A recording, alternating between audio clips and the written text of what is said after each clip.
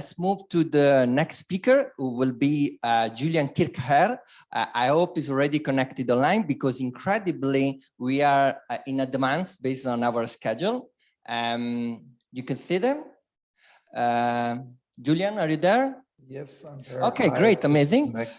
Julian is a researcher at Utrecht University, and he will talk about great topic I'm really excited to talk about, which is circular disruption. Can you, this is a new paper is coming with, right, Julian? That is correct. It's a new term and a new paper that's coming out in a few weeks. So excited to share this with you. Great, amazing. So I'll let you talk about circular disruption. I'm really curious what you're going to talk. So great to have you here. Fantastic. Thank you so much. And let me also share my screen. Yes, so I'll present to you a term a few colleagues of mine in Germany and the Netherlands have developed, circular disruption. And there's also a theory behind it.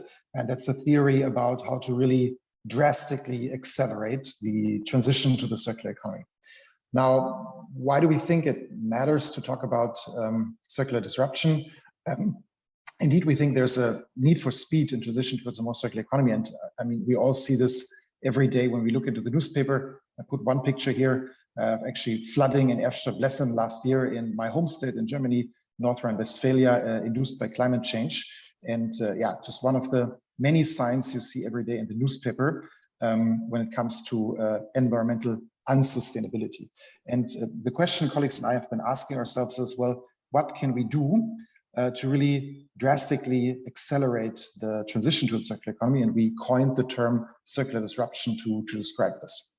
How did we define the term circular disruption? Let's maybe start with the definition.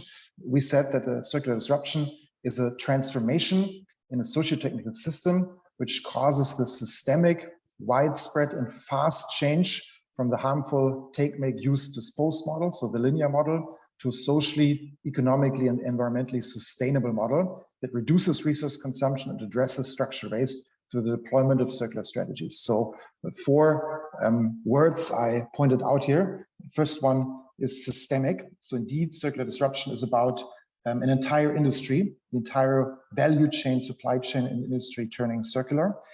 Widespread means that this should not just happen in one industry, but in many industries across geographies, basically around the entire world. And then I think fast may also be maybe the most important term in this definition, because if you look at innovation studies, you see that it takes 60 to 70 years on average until an innovation is actually applied at scale. And fast to us is the question, what needs to happen that maybe within 5, maybe within 10 years, a circular innovation also becomes used at scale. And the last but not least, sustainable. As many of you have probably also said and heard, circular doesn't always mean sustainable. So circular disruption is also about making sure that these circular strategies actually lead to a more sustainable world. Now, that's just the definition. And as I said, we've also developed a theory around it and how you can get to this circular disruption, to this massive acceleration of circular economy implementation. And the starting point for our theory really is from decision-making science, where it is consensus to say that if you try to reach a very complex goal, such as circular economy, it's actually best to focus on the process and describing the process instead on the outcomes, right? And that's also what we try to do with our framework, our theory of circular disruption. We've put in different established theories into this, and given the time, I don't want to go too deep here, but what you see here basically is on the very left side, the S-curve, where we're currently in the linear economy that's actually at a very mature point. And what my colleagues and I are interested in describing is how do you get from this maturity point actually into a new paradigm, right? So how do you get into a stage where this linear economy is released, where it's reorganized, where there's an eruption, and then at some point there's a mature circular economy system, right? And that's kind of like the overall process, and our suggestion to kind of like describe getting to this eruption and then mature circular economy stage is by looking into the technological innovation systems literature and into the different elements of a technological innovation system. 7 elements that matter. So first of all, business experimentation. What do businesses do in order to drive circular economy? Guidance of the search. What is also guidance by policymakers in terms of like where should all actors in the system go to? Knowledge development, happening in universities, sometimes also happening in, of course, companies or civil society. Knowledge diffusion, so this knowledge really is accessible for the different stakeholders. Market formation, resource mobilization to support this market, and then last but not least, also social and political mobilization. And what we've done in our work is we've basically described what are telltale signs that you're in the different phases of a circular disruption, in the pre-disruption phase, the linear phase, the change phase, and then the post-disruption, the circular phase, and also what could be acceleration strategies to outline that you're not only there, but how do you really kind of like get to the next stage of this framework. We've done a few case studies to showcase where the different industries sit when it comes to circular disruption. I think the core message, unfortunately, is that most industries are still, if I go back one slide, at the maturity stage, or maybe at the very, very beginning of the disruption phase. We haven't really seen at scale any disruptions happening. And what we also do in the paper is we do not just describe where do the different industries sit with a focus actually on the circular textiles industry, but we specifically also ideate and describe how a future could look like, right? So if the textiles industry actually goes into the disruption phase, goes into the post-disruption phase, how would that textile industry look like? And we felt that this ideation actually is quite important, because unless you can really kind of like imagine how kind of like the next step looks like, it's very difficult to actually take that next step.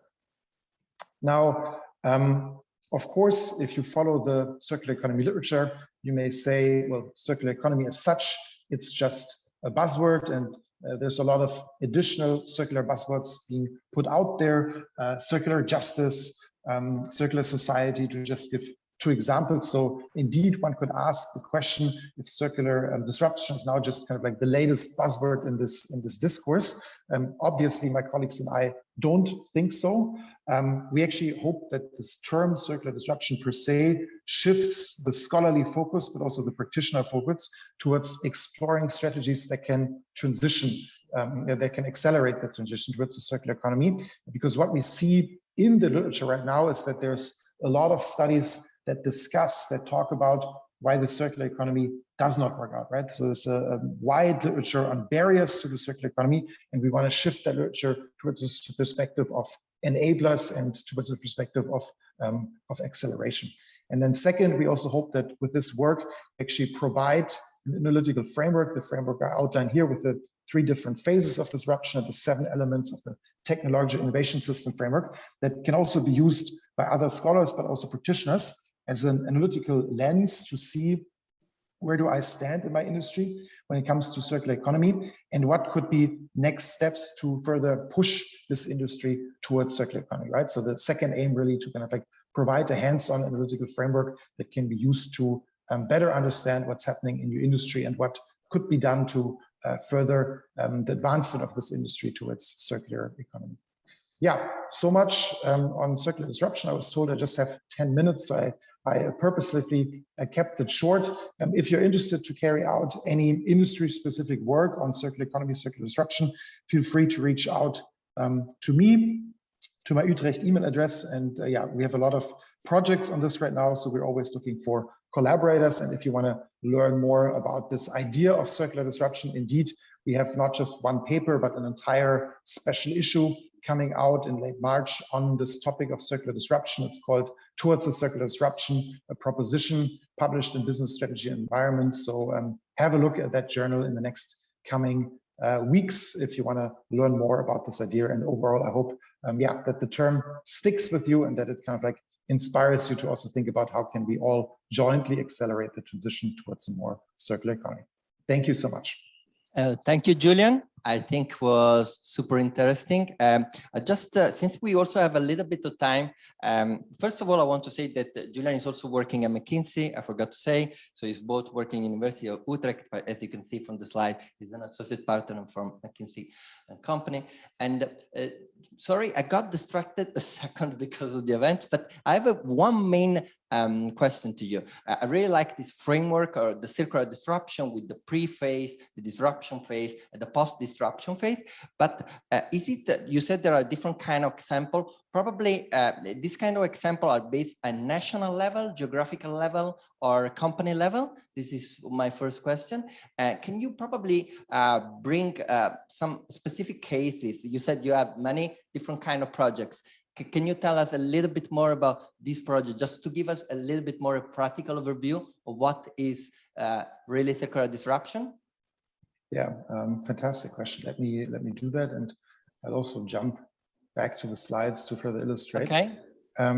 So indeed, your first question was like, what's the level of the unit of analysis, right? Do you look at the country? Do you look at kind of like an industry? So we usually apply this framework at industry level. Okay. So basically say, let's take the textiles industry, or let's take the plastics industry, and then we look at this globally, right? We'd really say that looking at it from a country perspective doesn't make so much sense, because there's no supply chains that basically stop at the Dutch border, right?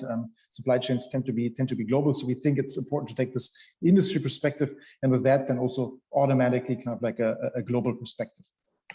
Second question, in terms of like some examples to illustrate what's happening here. We did most of the work here actually specifically also in the textiles industry. Okay. So a few examples here would be, for instance, when we look into business experimentation, we actually found a lot of evidence that within business experimentation, the textiles industry may have started approaching the disruption phase, right? So I saw the previous video, for instance, an example of Mud Jeans, which is a Dutch company that has ultra durable jeans.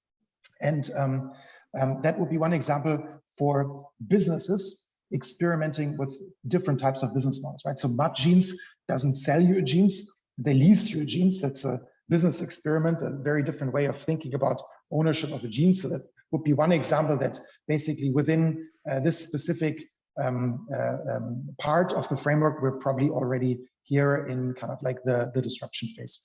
Guidance of the search, also for the textiles industry, quite similar. If you look at what the Dutch government has done, is they've outlined 5 sectors that are priority sectors for circular economy transition, and they've formulated very specifically where kind of like these sectors should go. And one of these sectors is actually the textiles industry. So if you take the textiles example again, guidance of the search, probably already again, this industry, at least kind of like if you take more of a European perspective of the industry, is also in the kind of like disruption phase. There's also, I think maybe most interesting, if you look at resource mobilization, when we wrote the paper, we actually said that resource mobilization for circular economy, so for instance, funding that you see for circular startups, is still in the pre-disruption phase, right? So we mapped how much cash do startups collect that work on circular economy, and most of these were in the seed phase, right? Many of them even bootstrapped, so they had basically relatively small tickets. They raised like 100,000, maybe 150,000 euros, so not really enough to accelerate.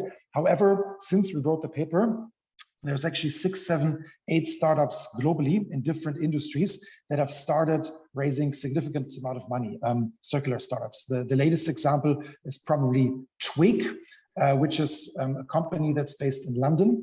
Twig basically allows you, if you have something used, you can just upload a picture, and then Twig, let's say like you have a kind of like used baby clothes, you can upload a picture, and then Twig just immediately pays you for it, right? So you kind of like, you know, eBay, where you first have to find someone. With Twig, they basically immediately pay for it and they pick it up at your home, right? So all of this kind of like searching is cut out of this process. So it's a new kind of circular startup that really accelerates the process of selling sold companies, of selling sold items. And the interesting thing about Twig is they've just raised 35 million euros in funding, right? And 35 million euros for us, that's an example of significant resource mobilization. So what we're saying is that basically within resource mobilization, probably we were here 6 months ago, but interestingly, we may be moving a lot more towards kind of like the disruption phase here as well, right? So when we look at circular textiles industry, but also in different industries, we actually see a lot of promising signs that we may be at the beginning